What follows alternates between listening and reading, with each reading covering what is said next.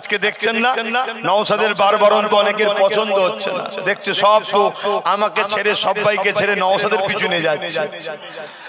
এজন্য প্ল্যান মাফিক দেখা যাবে অনেক মুসলমানকে দিয়ে আবার নতুন নতুন দল খুলিয়ে দেওয়া হবে, যে দল খোল দল খোল দল খোল, যাতে টুকরো টুকরো করে ফেলে। কথা বুঝে আসছে না? না এবারে কেউ যদি করে, কেউ যদি বলে যে ভাই আমি পরিবর্তন হয়েছি, ভালো কথা, ভালো কথা না খারাপ কথা। কিন্তু কখনো দেখলাম তুমি এখানে, কখনো ওখানে, কখনো সেখানে, কখনো ওখানে, হঠাৎ করে তুমি বলছো আমি মুসলিম হয়ে গেছি। শুনছেন তো নাকি? তাহলে একটু ডাউট হওয়া দরকার আছে না? নাই তো মুসলমান হয়েছে আমার বুকে আসো, ভালো কথা, আসো, গলায় গলায় মিলে সব ঠিক আছে, কিন্তু মুসলমান হয়েই বলছে আমাকে ইমাম বানাতে হবে। তাহলে সন্দেহ আছে না? নাই একটু চেক করা দরকার আছে না? নাই একটু বলবেন তো হ্যাঁ কি না? আমার কথাই আপনারা সাই দেন হ্যাঁ কি না? কেন?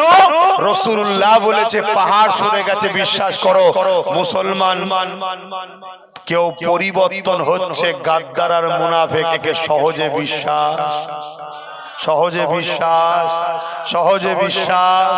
একটু মাথায় রেখো, নাই আছো কড়াই গিয়ে পড়বে চুলোতে। আছো এখন কোথায়? কড়াতে, দাউ দাউ করে তেল টকবক করে ফুটছে, তুমি আমি জ্বলছি, এমন না হয়ে যায় যে আবার চুলোতে না পড়ে যাও। কথা মাথায় ঢুকছে? দল যদি করতে হয় রাসূলুল্লাহ বলেছেন কুরাইশ খানদানের নেতৃত্ব মানবে। তো যাক, আমি কি কথা বলছিলাম, কি কথা বলতে গিয়ে চলে গেলাম। রাসূল বললেন কোন মুসলমান নর নারী কেউ জালিম জানার পরও তাকে যদি শক্তিশালী করার জন্য সাথ দেয়, আমি রাসূলুল্লাহ জানিয়ে দিচ্ছি, মিশকাত শরীফের হাদিস, সেই মুসলমান ইসলাম থেকে বেরিয়ে যাবে। আর যে ইসলাম থেকে বেরিয়ে যায় তার ঈমান আছে। এজন্য আমি বলেছি দিদি মুদিকে ভোট দিলে ঈমান চলে যাবে। রেকর্ড পেয়েছেন আপনারা? রেকর্ড পেয়েছেন? এমনি বলিনি, হাদিসে আছে তাই। কারণ আমার ডিউটি না আমার বাপকে বুঝানো, আমার ডিউটি না আমার মা বোন বাপ ভাইকে বুঝানো, যারা আমার মা বাপ ভাই বোন গুনাহগার, আমিও জানি আমিও গুনাহগার, কিন্তু বেঈমান নয় আমরা। গুনাহগারের জান্নাত আছে না নাই? এই জোরে বলো, গুনাহগারের শাস্তি আছে, কিন্তু জাহান্নাম থেকে তুলে হলেও জান্নাতে যাবে ঈমান থাকার দরুন। আর আল্লাহ গুনাহগারকে দুনিয়াতেও maaf করতে পারে, পরকালেও maaf করতে পারে। আল্লাহ maaf করে ডাইরেক্ট জান্নাতও দিতে পারে, কিন্তু বেঈমান কোনদিন জান্নাত যাবে? তাহলে দিদি মুদিকে ভোট দিলে ঈমান চলে যাবে, এটা আমার বাপ মা ভাই বোনেদেরকে জানাবার দরকার আছে না? না এজন্য জানিয়েছি। কথা মাথায় ঢুকছে? তোমরা যদি কেউ বলো আমি তোমার বাবাজি নয়, আমি তোমার মা কি বলে চাচিমা নয়, আমি তোমার ভাই নয় বোন নয়, আমি তোমার জন্য ওয়াজও করিনি, যাও যে জাহান্নামে ঢুকতে মন যায় ঢুকে যাও, আমার দেখার দরকার নেই। কথা বুঝছেন না? বুঝেন না? আমি আমার বাপ মা ভাই বোনদেরকে বুঝাবো যে খবরদার এই জালিমদের সাথ দিও না, এরা ক্ষমতার জোরে ওয়াকফকে মিটাচ্ছে, ও ওয়াকফ আইন করেছে, এই ওয়াকফ আইনকে সাপোর্ট করেছে, ও মসজিদ মাদ্রাসা কবরস্থানের দুশমন, এও দুশমন। অতএব যে আমার মসজিদ মাদ্রাসা কবরস্থানকে মিটায় সে জালিম না জালিম নয়? আর যে জালিম হয় তাকে কেউ যদি সাথ দেয় শক্তিশালী করার জন্য, ভোট দেওয়া হয় কি জন্য? শক্তিশালী করার জন্য তো নাকি? তাহলে রাসূল বলছে সে ইসলাম থেকে বেরিয়ে যাবে, যে ইসলাম থেকে বেরিয়ে যায় তার ঈমান থাকে। বাবেরা রাজন তরুণেরা, আল্লাহ নবীর আরেকটা হাদিস শুনো, মুসলিম শরীফের হাদিস। আল্লাহ নবী জানিয়ে দিলে অন্যায় দেখলে হাত দিয়ে রোখো, যদি হাত দিয়ে রুখতে না পারো মুখ দিয়ে অন্যায়ের প্রতিবাদ করো, তাও যদি করতে না পারো অন্তর থেকে ঘৃণা করে দূরে সরে যাও। এই অন্তর থেকে ঘৃণা করে দূরে যারা সরবে এদেরও ঈমান আছে, কিন্তু রাসূলুল্লাহ বললেন এটা একেবারে কমজোর দুর্বল ঈমান। তাহলে প্রথম নম্বর ঈমান অন্যায় দেখলে হাত দিয়ে রুখতে, দ্বিতীয় স্তরের ঈমান অন্যায় দেখলে মুখ দিয়ে প্রতিবাদ করবে, যদি মুখ দিয়ে প্রতিবাদ করতে নাও পারে কমসে কম অন্তর থেকে তাদেরকে ঘৃণা করে দূরে সরে যাবে। তা না করে কোন মুসলমান যদি ওই অন্যায়কে শক্তিশালী করার জন্য সাথ দেয় তার ঈমান থাকতে পারে না। এই যুবকেরা, তরুণেরা, বাপেরা উদাহরণস্বরূপ বলে দিয়ে যায়, আজ কেন্দ্র সরকার ওয়াকফ কালা কানুন করেছে, এই ওয়াকফ কালা কানুনটা নাই না অন্যায়? তাহলে রাসূলুল্লাহর হাদিস অনুযায়ী তাদের বিরুদ্ধে হাত দিয়ে লড়তে হবে। হাত দিয়ে যদি লড়তে না পারো, মুখ দিয়ে কেন্দ্র সরকারের বিরোধী করতে হবে। তা যদি করতে না পারো, অন্তর দিয়ে ঘৃণা করে কেন্দ্র সরকার বিজেপি থেকে দূরে থাকতে হবে। তা না করে কোন মুসলমান যদি বিজেপিকে ভোট দেয়, রাসূলুল্লাহর হাদিস অনুযায়ী তার মধ্যে ঈমান নাই। শুনছেন, বুঝতে পারছেন তো মাইকের আওয়াজ নাকি? দ্বিতীয় নম্বর কথা হলো, কেন্দ্র সরকারের বিরুদ্ধে বাংলার মুসলমান যখন আন্দোলন করবে, বাংলার সরকার যে বলছে আমি নাকি কেন্দ্র সরকারের বিরুদ্ধে, সে বলছে দিল্লি চলে যাও, এখানে আন্দোলন হবে না। আর যদি আন্দোলন করো, আমার থেকে বড় দুশমন কেউ হবে না। মিষ্টি কথাতে বললে তো হতো যে দিল্লি চলে যাও, এখানে আন্দোলন হবে না, এতটুকু তো বলতে পারতো। কিন্তু বলছে আমার থেকে বড় দুশমন কেউ হবে না। তার মানে কি, যেই বাংলায় আন্দোলন হয়েছে ওখান থেকে ফোন এসছে, ভাইপোকে তুলবো। এ দেখছে আমার ছেলে জেলে চলে যাবে তোদের জন্য, তোদের মসজিদ মাদ্রাসা চলে যাও, জাহান্নামে দেখার দরকার নেই, আমার ভাইপো না জেলে যায়। অমনি বলছে দিল্লি চলে যাও, নাই বড় দুশমন হব। তাহলে বলো এ অন্যায় করছে না করে? তাহলে রাসূলুল্লাহর হাদিস নিয়ে হাত দিয়ে লড়তে হবে না? হবে না।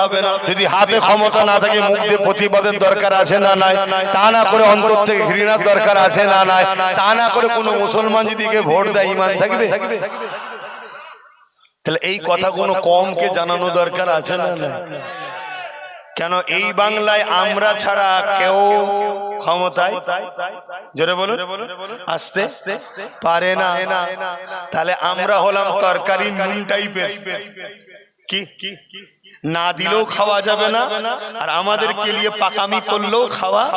তার মানে বেশি দিলে, নুন বেশি দিলেও খাওয়া যাবে না, আর কম দিলেও। তাহলে আমাদের ছাড়াও সরকার হবে না। সরকার যদি পাকামু করে, আমরা সরে গেলে সরকার চিৎপাত আউট। তাহলে তুই আমাদের শিল, আমাদের নুরা, আর আমারই ভাঙবি মসজিদ মাদ্রাসা, মেনে নিয়ে যাবে? কথা মাথায় ঢুকছে? এই জন্যই বলি নিজেদের দল দরকার। তরুণেরা আসেন, সংক্ষেপ করে আগে আমার রাসূলুল্লাহর কথা বলে যায়। আরে আল্লাহ নবী কতটা কষ্ট করেছে ইসলামের জন্য, আমার নবী পাক এই দিনের জন্য কত কষ্ট করেছে। আল্লাহ নবী, নূর নবী, দয়া নবী মক্কার অত্যাচার, জুলুম, সন্ত্রাস, জালিমদের বিরুদ্ধে মানুষের পক্ষে, গরিবের পক্ষে, অসহায়ের পক্ষে আল্লাহ নবী যখন কথা বলতে শুরু করলো, ওই সময় জালিম, অত্যাচারী মুশরিকেরা আমার নবী পাকের বিরুদ্ধে লেগে গেল। আজ যেমন আমি নবীর গোলাম, গরিবের পক্ষে, এতিমের পক্ষে, বিধবার পক্ষে যখনই কথা বলেছি, আজকে জালিম হুকুমাত গুলো আমার বিরুদ্ধে লেগে গেছে। সেই দিন আমার রাসূলুল্লাহর বিরুদ্ধে জালিমরা লেগেছিল। মন খারাপ করার কিছু নেই, নবীর গোলাম দাবি করব, আর নবীর গোলামদের পিছনে আজকের আবু জেহেলরা লাগবে না। এটা তাহলে কেমন গোলামি তুমি করছো? নবীর গোলাম যদি হও, তোমার বিরুদ্ধে লাগবে, তোমার টোটোকে বন্ধ করবে, তোমার ঘরকে ভাঙবে, তোমার নামে মিথ্যা কেস দেবে, তোমার নামে জুলুম হবে, তোমার নামে নানা রকম মামলা হবে। মন খারাপ করার কিছু নেই, এসবই আল্লাহর পরীক্ষা। আজ নাই কাল তোমাকে চলে যেতে হবে। এই দুনিয়া যদি তুমি ন্যায়ের পক্ষে থাকো, ইনসাফের পক্ষে থাকো, গরিবের পক্ষে থাকো, মানবতার পক্ষে থাকো, তাহলে মনে রেখে দিও কিয়ামতের দিনে আল্লাহ পাকের জান্নাত তুমি পেয়ে যাবে। এ নওজওয়ানেরা, একবার কি দিলে মনে হয় না আল্লাহ নবী কত কষ্ট করেছে তোমার আমার জন্য? ইসলাম তোমার আমার কাছে পৌঁছে দেবে বলে আমার নবী পাক যখন নামাজ পড়তে, নবী আমার যখন সিজদায় চলে যেত, মক্কার মুশরিক জালিমরা আমার নবী পাকের পিঠের উপরে পচা দুম্বার ভুঁড়ি চাপিয়ে দিত। আমার নবী পাক নিঃশ্বাস নিতে পারতেন না, আমার নবী পাকে দম বন্ধ হয়ে আসতো। এমনকি দুর্গন্ধময় পচা দুম্বার ভুঁড়ি। এ যুবক দেখো গো দেখো, তোমার আমার নবীকে কত জ্বালিয়েছে সেই যুগের আবু জেহেলরা, তাদের উত্তরসূরিরা তোমাকে আমাকে জ্বালাবে, এটা তো নরমাল ব্যাপার। মন খারাপ করো কেন? খুশি মনে থাকো, কিয়ামতের দিনে সেই রাসূলুল্লাহ শাফাআত নিয়ে আল্লাহর জান্নাতে যাব আশা করে থাকো। আরো জোরে বলুন সুবহান আল্লাহু আকবার, আল্লাহু আকবার। আবু জেহেলের সাথ দেবে না নবীর সাথ দেবে? আবু জেহেল জালিমের নাম, আবু জেহেল অত্যাচারীর নাম, আবু জেহেল খুনির নাম, আবু জেহেল চরিত্রহীনের নাম, আবু জেহেল মানুষকে গরু ছাগল মনে করার নাম। আর রাসূলুল্লাহর নাম গরিবের পক্ষে, এতিমের পক্ষে, বিধবার পক্ষে, অসহায়ের পক্ষে, হিন্দু হোক, আদিবাসী হোক, আগুন পূজারী হোক, যেই হোক, মানবতার পক্ষে মুহাম্মদ রাসূল। জোরে বলুন সুবহানাল্লাহ। তাহলে আমরা অমুসলিমদের সাথে আছি না নাই?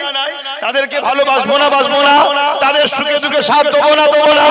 আমরা সবাই ভাই ভাই একসাথে মিলেমিশেই থাকবো, কিন্তু ততক্ষণ পর্যন্ত যতক্ষণ কেউ না আমার ধর্মের উপরে আঘাত দেবে। যে আঘাত দেবে তার থেকে দূরে থাকবো, বাকিগুলোর সঙ্গে সম্পর্ক রাখবো। মনে থাকবে তো নাকি? খবরদার।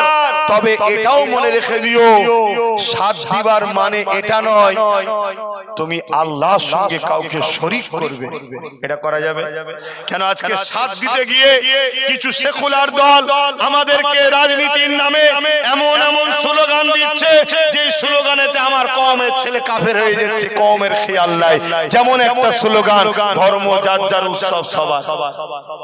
এ কথা ঈমান থাকবে? এবার যারা এতদিন ধরে বলেছেন তাদের ঈমান আল্লাহ কারে হিফাজতি আছে, জানুনি বলে ফেলেছো, কিন্তু জেনে লাও ধর্ম যার উৎসব তার।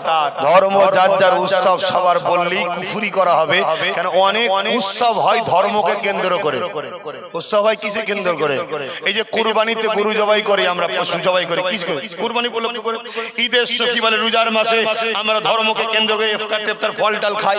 ঈদের সময় সেমুই খাই, ধর্মকে কেন্দ্র করি তো নাকি?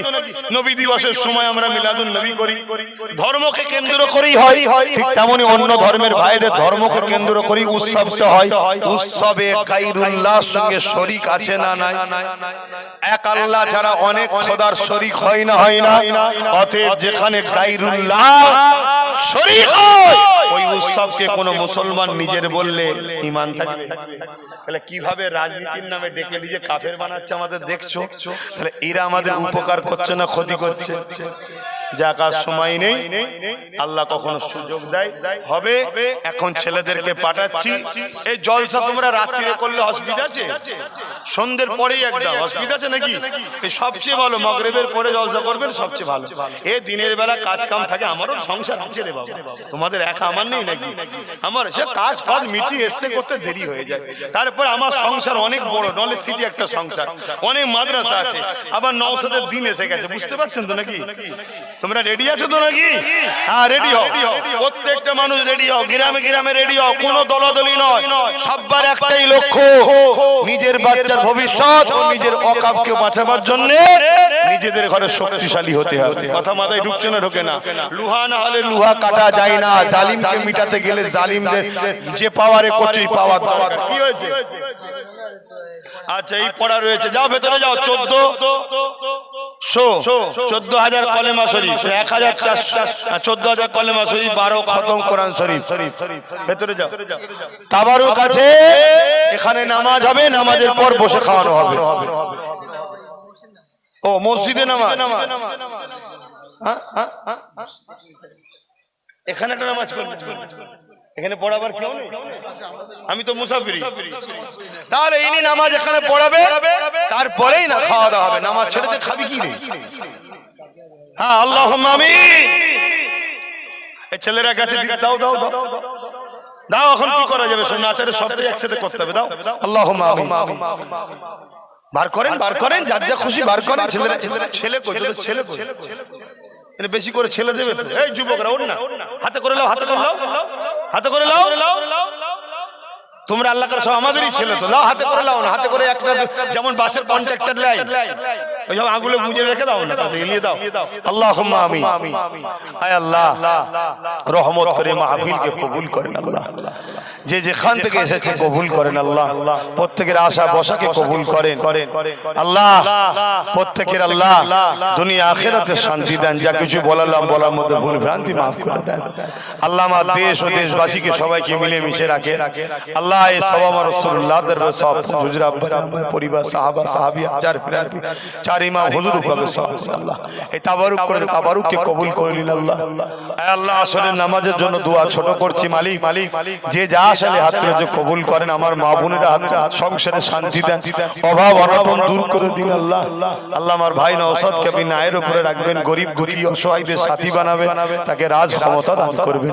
আমার নলেজ সিরিকে কবুল করুন আল্লাহ, হাবিবের খাতির রহমত করে দোয়া কবুল করেন, আমিন আমিন আমিন।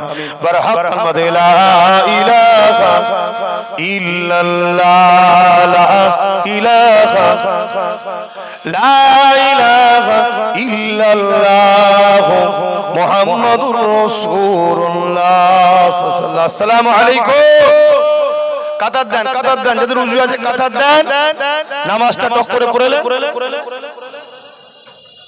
এখনো 12 মিনিট আছে, টেনশন নেই।